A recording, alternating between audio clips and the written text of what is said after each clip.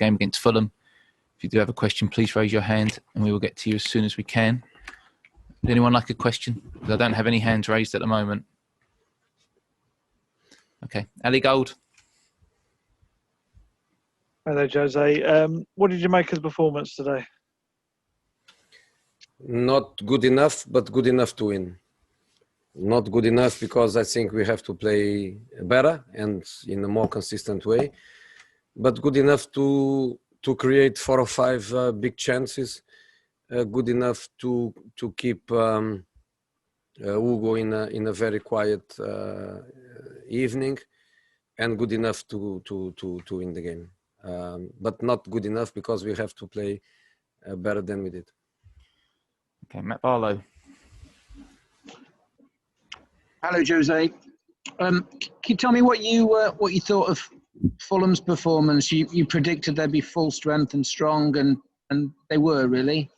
Yeah, I knew. Of course, they start the Premier League in a way where they were intelligent enough to understand that way they would be relegated, and then they changed on time. They adopted a different way to think football, a different way to organize the team, and since then they are getting good results, which I always told that I was expecting a difficult match.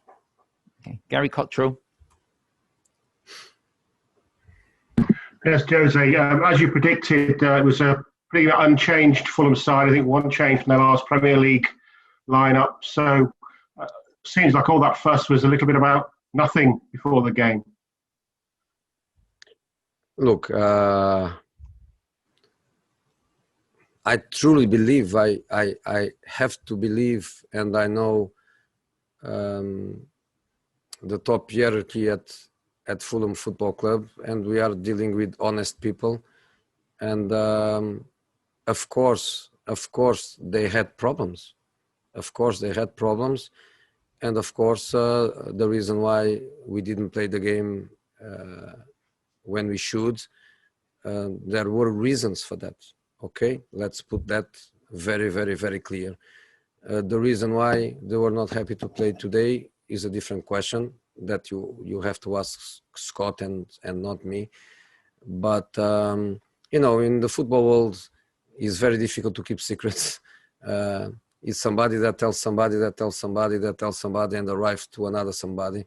And of course, we knew for a few days that they were ready and they had the players to come.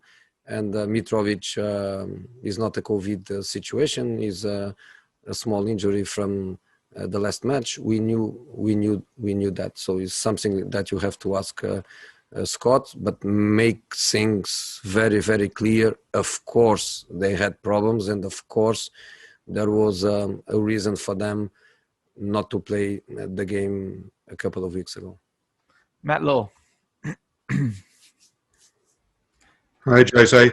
How much is it a worry at the moment that you're not killing off these games? And is it up to the other players as well to give Son and Kane a bit of help? Because it feels as though if they don't kill games for you, nobody does at the moment. Look, but I understand that in the first half we had chances to kill the game. Some of them is Ariola responsibility. In the second half we had the biggest chance to kill the game.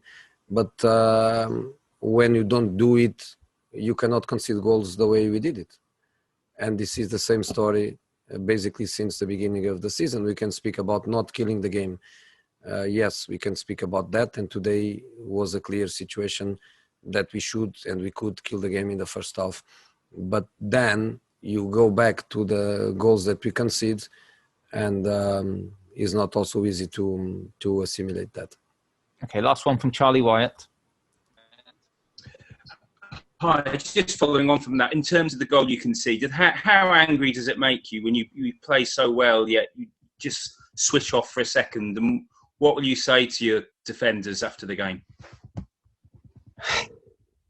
I think there are things that have to be with the characteristics of the player, of the players. There are things that is difficult too. Some things they have to do with with the organization of the team. But other things, they have to do with individual skills, individual ability.